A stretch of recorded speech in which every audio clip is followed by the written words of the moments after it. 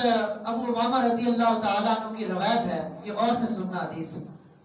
ये मैंने आखिर में इसलिए मैं लेके आया, ये इसको थोड़ा पहले बयान करना चाहिए था, जो लोग रोजे नहीं रखते उसमें आखिर में लेके आने का मकसद है कि मेरे अक्सर अजीज भाई आ चुके होते हैं। हजरत अबू उमामा रजी अल्लाह ताला अन्हु की रवायत है, फरमाया आप सल्लल्लाहु अलैहि वसल्लम ने फरमाया कि लंबी हदीस तवील है, कुछ ऐसा बयान करता हूँ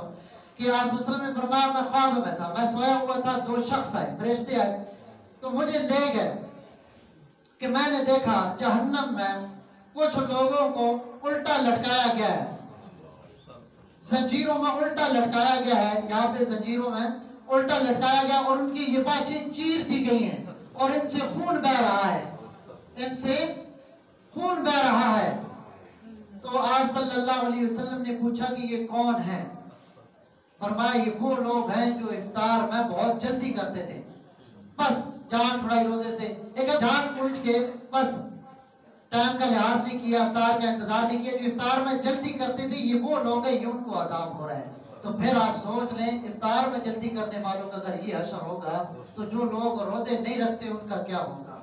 रब ताला मेरे अजीजों बड़े करम नवाज है, अल्लाह ताला की जात बड़ी करम नवाज जात है।